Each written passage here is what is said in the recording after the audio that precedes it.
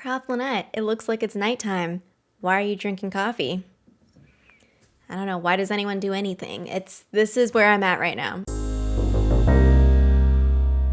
Welcome back to WizardPhD. It's Professor Lynette, and today I am telling you basically everything that I know about adversaries.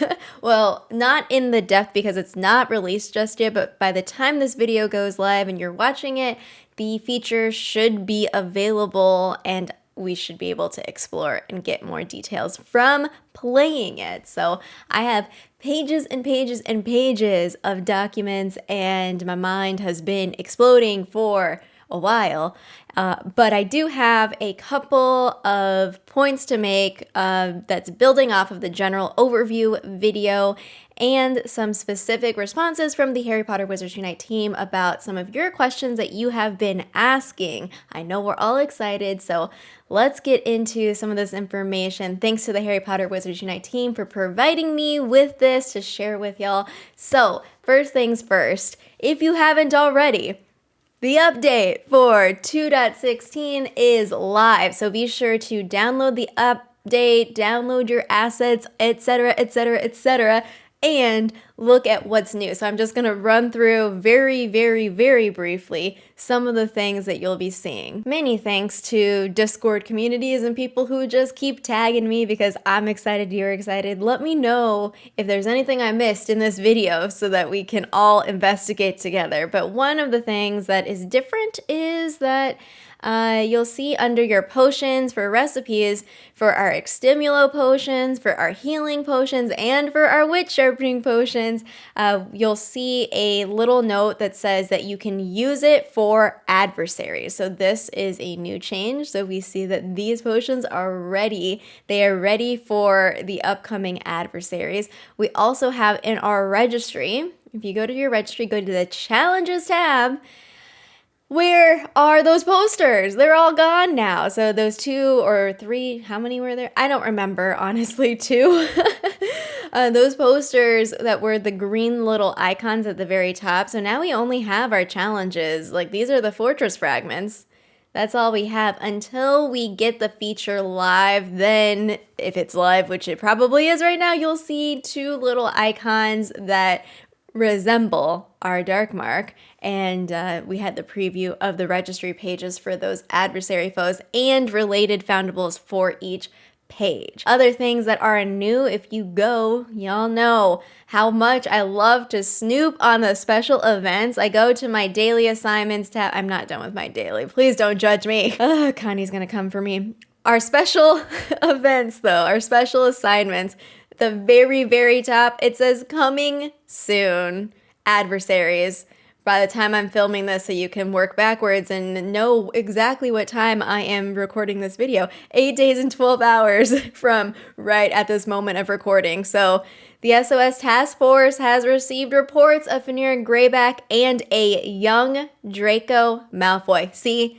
The adjective is there. It's a young Draco Malfoy. So I know everyone who was commenting and saying, Draco's not evil. Hey, I agree completely with you. But he is trapped in this past self forever. I don't know. I swear, the internet. It's the internet. That's what the calamity is. Trapping us forever in the past. Young Draco Malfoy terrorizing agents in the field. That word is popping up again, but you know, what can we say? Could this be what Harry was warning about? If so, what do these dangerous new foes mean for the future of the calamity? I don't know, you tell me, but I am like, honestly, like, you know, the eyes emoji, that's what I'm looking at with this specific little update because, okay, how many times do we get like a paragraph for something like, look at Community Day. It just says, Community Day is here, you know, or 12 Tasks of Christmas.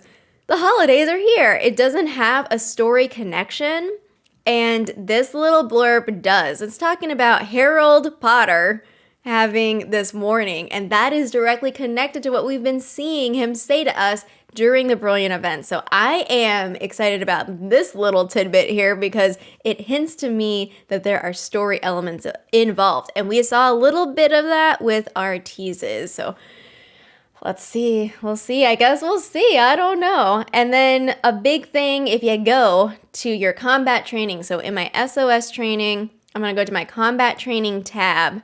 I'm just a professor. I'm not any other profession. So under my completed professor lesson plan, you'll see Advanced Adversarial Combat. If you go to any of the other professions, you'll notice that it says the same thing underneath, and I'll get to this in a second, but that's because it's one lesson plan that's across all three professions. Going also off of the release notes, so we have some details about adversaries, but there's also other things that are changed. So there's a new wit sharpening potion gift that can be found from greenhouses and wizarding challenges. I've seen an image of it. It looks really, really cool. There's also, they did a fix on the gold gift, so it doesn't look blue. It looks gold. So that's something else. Some text errors, that sort of thing. Yeah, so there's just like some updates. And then we have, of course, the big chunk, which is the adversaries. For the next section of this video, I'm going to be talking about major topics. So we're talking about the encounter for adversaries. We're talking about edible dark marks, and we're talking about the combat training, the skill tree. And so I'm not going to focus in depth on each of these topics. I will have separate content, or you can check out my fellow WooTubers. We're going to be all covering this, especially as we explore. But I'll be answering primarily some questions that were answered by the Wizards Unite team so that we can look at that in more depth. So if you want the overview, check out my last video, but I'm not going to go in depth on each of these because I'm going to take them in depth once I'm able to play with this feature. First up is the Adversaries Encounter. Now this is available to all witches and wizards who are at the wizarding level of 15 or higher. So if you are coming back to the game, welcome. We're really happy to see you again. And I know some of y'all are probably like, is it worth it? There's only one way to find out. Download the app and get working on it and see if you like it, Feared adversaries will have 2 of the guards and then 1 of the main villain or the arch foe, which I'll get to those in a second. And then there are lethal adversaries that have 2 to 4 of those guards and then the main villain. So the lethal ones are a little more challenging. There's more of them and they're more difficult. So you're gonna either have a 3-part chain or a 5-part chain. I don't actually know if there's 4, but a 3 to 5 part chain for the adversaries chain where you're going to have foe, and you'll be getting rewards incrementally throughout as you progress through. It's like an oddity encounter, which means that the adversaries will not flee. So they're either going to continue to fight until they win or lose. So either you defeat them or you get defeated, And so some answers to questions. When starting an adversary's combat, you will see the first foe in the chain, and there will be a gold diamond. I pointed this out in my last video, and that diamond will be under the foe's HP meter. It'll tell you what the arch foe is, like that final one. So once you see that final one, and it'll say like however many, like 3 of 3 or 5 of 5 or whatever. These are not going to be counted as elite foes for that achievement.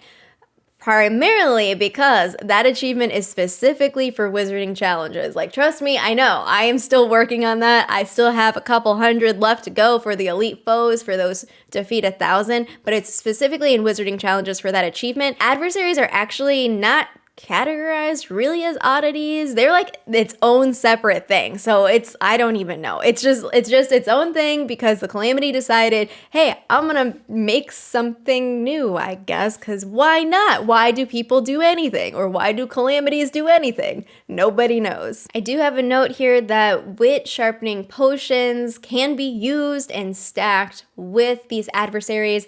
And the way it was explained to me is, think of it as you used to only be able to use those wit sharpening potions in wizarding challenges. Here's another opportunity to use that potion. I know personally I don't brew or stock or even try to get wit sharpening potions, but here is an incentive for me to actually use those ingredients and make it be effective for me when I'm taking down adversaries. Speaking of potions that I never use, be sure to gather your healing potions because that will also be useful, primarily because you don't don't want to get knocked out at all. You don't want to lose. You want to carry it all the way through and complete the chain. Something else is that if you lose all your stamina, you're going to be knocked out, So you want to be sure that you stay up and that you don't get knocked out, because otherwise you're going to break the chain, Fleetwood Mac, you're going to break it, and it's just going to be over, So each foe you defeat, you'll see a reward screen and receive rewards for that win. At the bottom, there will be a button that says Fight On. So you'll click that button and then your HP will be restored completely. You'll see the next foe. So that's how you'll continue on the chain. There will be like a pause screen. You'll have a second to ponder about life and all existence and continue on fighting the calamity.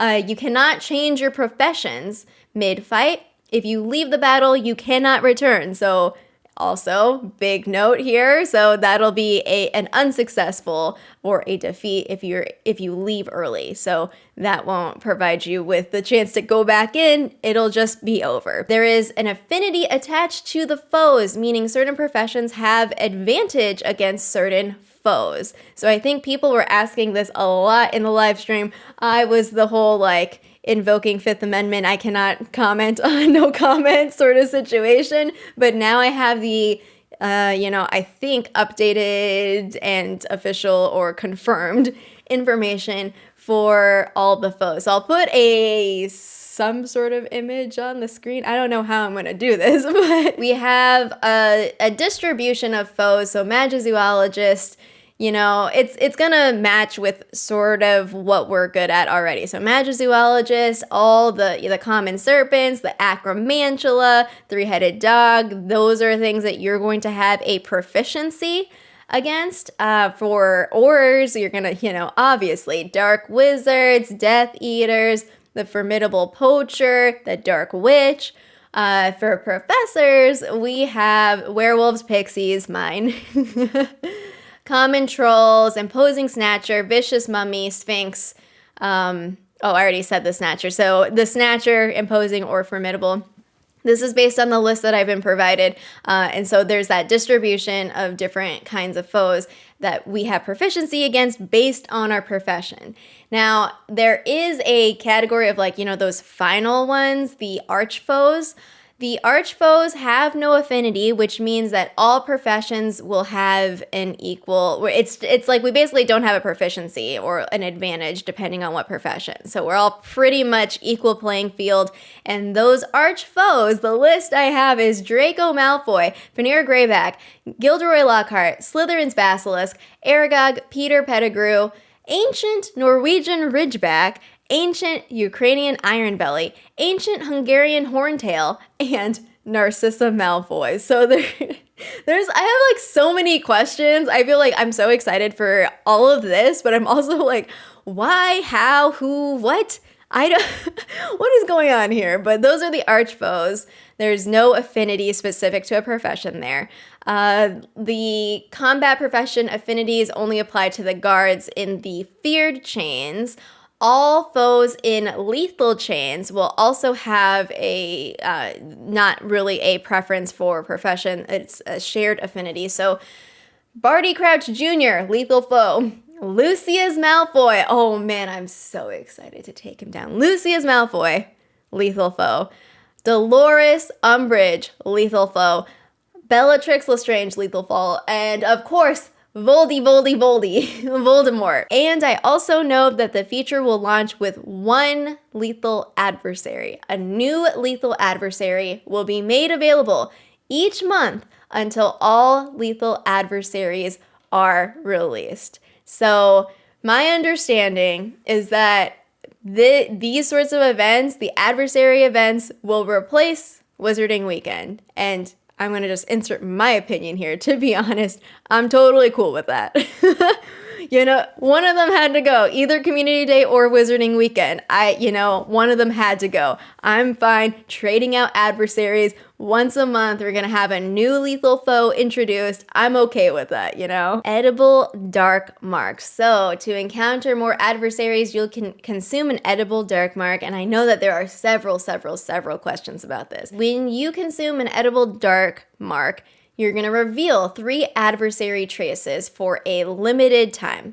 tap the edible dark mark button on the map's screen's top left corner to consume or purchase an edible dark mark. And I've already shown a screenshot of this, of the pop-up of an edible dark mark, and you have like what's in your inventory that you can consume and what you can purchase. I do want to point out that this image is a placeholder. It is not meant to indicate what the actual price is. So I guess we'll find out when this feature is live how much any of this is. I don't know that quantity or number or any of that.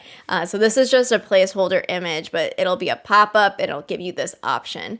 The button color will change from gold to green when an edible dark mark is active. Answers to questions. An edible dark mark guarantees 3 pop-ups on the map. They can be purchased in the store and can also be rewarded with events or included in bundles. So I already speculated that they would be in bundles because, it's a new thing. Of course they would want to sell it, right? I don't know the full details of events and rewards and how that will work, but we do have confirmation that the edible dark marks can be rewarded with events. Adversaries can appear without edible dark marks active. The overall chance of this will increase during adversary events. Each event will have a different theme, so similar to how Wizarding Weekend was, and this will influence what adversaries pop up. Now I am interested in how much they're gonna amp up the story with this. You cannot use tonic and the edible dark mark at the same time.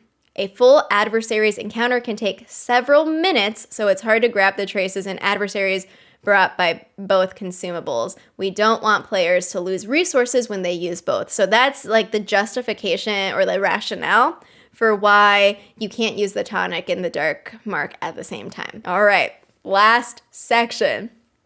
Combat training, advanced adversarial combat. Okay, so I think what I'm going to do for this section is I'm going to tell you a little bit, give you some answers to a few questions, and then I'm going to look at my stock. As I mentioned, if you mastered any profession, you'll unlock this advanced adversarial combat skill tree, and it's going to be the same across all 3 professions. So you're going to use your SOS training currency, so that's going to include your scrolls, your spell books, your restricted section books, and your defense against the dark arts books. If we go back to our skill tree, we can see that there is the 2 branches. So I'm referring to them as the left branch, the right branch, and then the middle bottom, or I don't even know, the bottom. The bottom part, I'll just say right now, the bottom 5 nodes are all about lethal adversaries. So they're all grouped together. The left branch is all of the same type. It's the dodging skill, and then the right is the precision skill. So it's kind of segmented into 3 chunks if you think about it that way, and that might help your approach. I don't know. We need tons and tons and tons and tons of books. We have dodge versus feared adversaries. So remember, we had the 2 categories. We have feared adversaries and the lethal adversaries, but the left and the right are both for feared. The bottom is for lethal. Dodge versus feared is the left, increases your ability to dodge enemy attacks and take less damage each hit. Dodge move might be useful. Precision versus fear, that's the right-hand side, increases your probability of doing critical damage to common adversaries. And so that's either the guard or the archfoe. But this is, again, for the feared categories of adversaries. And then your accuracy versus lethal. So accuracy is the only kind of skill that is associated with lethal. Reduces your chance of enemy to dodge the player attack. So you can be more accurate in your hits there. All right, so my inventory, I have 18,817 scrolls. So I am very barely putting a dent in any of this. I was looking, lots of y'all were doing math earlier, so thanks for, adding everything up for me, but 3,000 scrolls is what we're looking at here. I have 1327 spell books. You need 600. I'm talking about a completed skill tree. 600 spell books for the completed one. 136 restricted section books is how much I have. You only need 14, so it's actually not too bad in terms of the restricted section books. So if you invested in another profession, I would imagine that spell books might be the one that we want more of, perhaps. I'm not sure. So let me know if you are in need of spell books or what your situation is as you're approaching this. 14 restricted section books total. I have 3 Defense Against the Dark Arts books because I've been spending them, but you're going to need 1,150 to fully complete. And so all of this is like near the bottom, unsurprisingly. So the Dada is not going to block you up top. It's going to be getting to the lethal section of the skill tree. So if I'm looking on either end, like the last one on the left or the right, I'm going to need 75 Defense Against the Dark Arts books.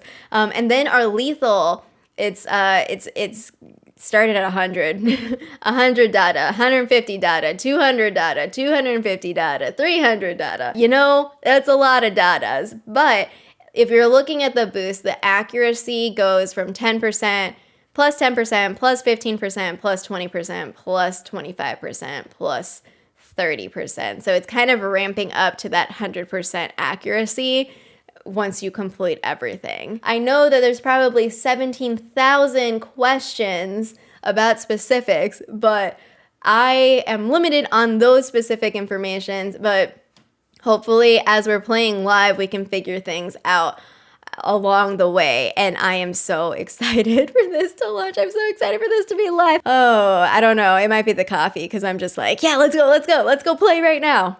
But that is the very, very overview of potentially questions that you may have about adversaries. As the feature is live, we'll obviously get some more questions answered and perhaps generate new questions. Right now, there's only a couple buggy things that are happening with the update, and hopefully that's resolved by the time the feature launches and that we have smooth sailing. But stay tuned for the adversary event. Stay tuned for, having this new experience in Wizards Unite. And stay tuned for more deep dive information on each of these sections or strategies and tips and all that sort of stuff once I'm able to actually play around with this feature. Thanks so much for hanging out. Let me know in the comments down below if you have any specific questions that you would like answered about adversaries. If you have any, feedback about your experience, I'd love to hear that as well. And until next time, Juan's ready.